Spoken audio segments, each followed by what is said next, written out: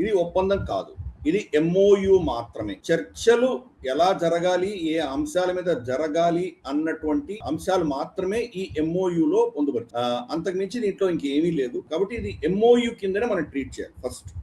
రెండవది, MoU is not enforceable. Agreement enforce చేయొచ్చు కానీ ఎంఓయూని ఎన్ఫోర్స్ చేయలేము. ఇలా మనం అగ్రిమెంట్ చేసుకుంటే బాగుంటుంది అని ఒక డైరెక్షన్ మాత్రమే చూపిస్తోంది కానీ ఇది అగ్రిమెంట్ కాదు. కాబట్టి ఇది ఇరుపక్షాలు దీన్ని ఉల్లంఘించారంటే కనుక దానిని ఎన్ఫోర్స్ చేయలేదు.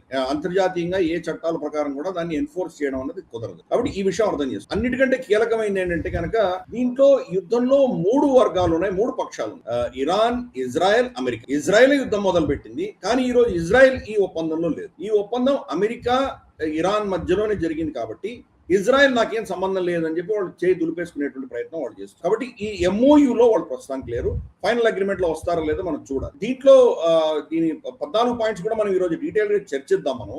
కానీ ముఖ్యంగా దీంట్లో మనం అర్థం చేసుకోవాల్సింది ఏంటంటే కనుక డొనాల్డ్ ట్రంప్ యొక్క అర్జెన్సీ దీంట్లో మనకు కనిపిస్తుంది. డొనాల్డ్ ట్రంప్ ఏదో విధంగా ఈ యుద్ధాన్ని ఆపేయాలి అన్నటువంటి ఒక అర్జెన్సీ అమెరికాలో డొనాల్డ్ ట్రంప్ కి కనిపించడం వల్ల ఈ రోజు ఇటువంటి నిర్ణయం వాళ్ళు ఇది ఇజ్రాయెల్ కి నచ్చట్లేదు.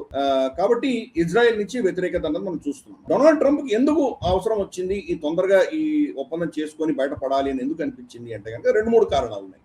ఒకటి, యుద్ధం చెయ్యలేము, యుద్ధం గెలవలేము అని చెప్పేసి ఒక రిపోర్ట్ వచ్చింది. గ్రౌండ్ దించాలి. ఆల్రెడీ చాలా మంది సైనికుల్ని ఆ రీజన్ పంపించాడు ఆయన. కానీ వాళ్ళ స్థావరాలు దేంట్లో కూడాను ఈరోజు అమెరికన్ సైనికులు లేరు. అక్కడ ఉన్నటువంటి బహ్రెయిన్ లో కానీ, ఖతార్ లో కానీ, కువైత్ లో కానీ, యుఏఈలో కానీ వీళ్ళ ఒరిజినల్ క్యాంటన్మెంట్స్ ఏవైతే ఉన్నాయో, వీళ్ళ బేసెస్ ఏవైతే ఉన్నాయో దాంట్లో ఒక్క సైనికుడు కూడా లేడు. వాళ్ళందరూ కూడా హోటళ్లలోనో అక్కడ ఇక్కడ యూనిఫామ్ లేకుండా సివిలియన్ డ్రెస్సుల్లో ఉంటున్నారు వాళ్ళు. కాబట్టి వాళ్ళ సైన్యం అక్కడ ఇరాన్ లో వెళ్లి యుద్ధం చేసి గెలిచేటువంటి పరిస్థితులు లేవు అని చెప్పి అందరూ చెప్తున్నారు. వాళ్ళకు ఆప్షన్స్ లేవని తెలుసు.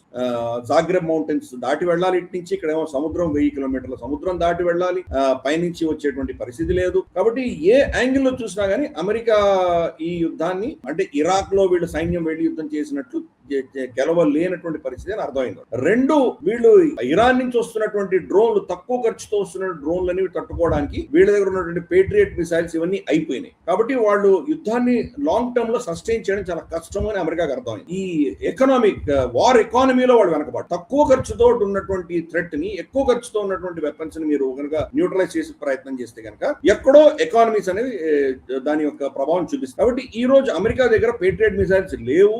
వాళ్ళ ప్రొడక్షన్ ఏమో సంవత్సరానికి ఎంత ప్రొడ్యూస్ చేస్తారో అంతకంటే 10 రెట్లు ఖర్చు పెట్టేశారు ఆల్రెడీ.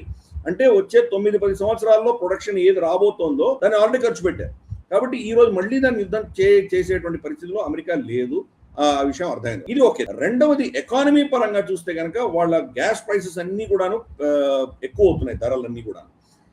అమెరికా చేసిన పిచ్చి పని ఏంటంటే గత 20-30 సంవత్సరాల్లో, ఎస్పెషలీ బిల్ క్లింటన్ వచ్చిన తర్వాత నుంచి వాళ్ళ రిఫైనరీ కెపాసిటీ, వాళ్ళ దగ్గర ప్రొడక్షన్ అయితే పెట్రోలియం, గ్యాస్ ఉన్నాయి కానీ దాని రిఫైనింగ్ కెపాసిటీని వాళ్ళు వేరే దేశాలు పంపించేశారు.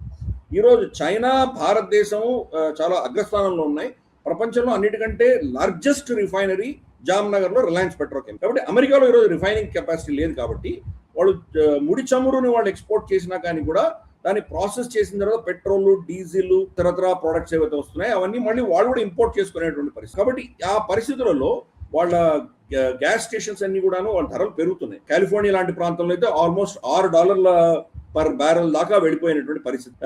దేశవ్యాప్తంగా కూడా రామారామి $4.5 యావరేజ్, $1.5 పెరిగిపోయి యుద్ధం వచ్చిన తర్వాత. అది వాళ్ళకి చాలా ప్రభావం చూపిస్తోంది, ప్రజల్లో వ్యతిరేకత వస్తుంది. అన్నిటికంటే కీలకంగా వాళ్ళు ఏం చేశారంటే వాళ్ళ రిజర్వ్స్ ఏవైతే ఉన్నాయో, స్ట్రాటజిక్ రిజర్వ్స్ అని ఉంటాయి. ఈ యుద్ధాలు వచ్చినప్పుడో లేదా పెద్ద పెద్ద కెలామిటీస్ వచ్చినప్పుడో, పెద్ద పెద్ద ప్రమాదాలు వచ్చినప్పుడు ఆ దేశం కావాల్సినటువంటి ఏదైతే నిల్వలు ఉంటాయో ఆ నిల్వలు ఖర్చు 4 వారాలకి మించి లేవు అని చెప్పేసి వాళ్ళకు ఒక విధమైనటువంటి మెసేజ్ వచ్చింది. కాబట్టి దాంతో ఈ అంశాల దృష్ట్యా డొనాల్డ్ ట్రంప్ ఈ యుద్ధం ఆపేయాలి, కనీసం కొంతకాలమైనా మనం ఆపాలి. పర్మనెంట్ గా ఆపుతామో లేదో తర్వాత చూసుకుందాం, కానీ ఇప్పుడు యుద్ధం ఆపి చర్చల పేరిట ఏదో ఒకటి కనుక మనం కొంతకాలం దీన్ని కాలాయాపన చేస్తే తర్వాత మళ్ళీ మన అస్త్రాలు ప్రొడక్షన్ చేసుకోవడమా లేదా మన రిజర్వ్స్ పెంచుకోవడమా మన ఎకానమీలో వచ్చేటువంటి చమురు ధరలు తగ్గిపోవడం వల్ల మన ఎకానమీలో ఉన్నటువంటి పరిస్థితి మళ్ళీ చక్కదిద్దుకోవడమా, ఇవన్నీ జరిగిన తర్వాత మళ్ళీ ఇంకో రోజు ఎప్పుడో వచ్చి మళ్ళీ కాంట్రాక్ట్ యుద్ధం చేయాలంటే చేద్దాం అన్నటువంటి ఒక నిర్ణయానికి వచ్చాడు డొనాల్డ్. అందుకనే అర్జెన్సీ డొనాల్డ్ ట్రంప్ సైడ్ ఉంది. కాబట్టి ఈ రోజు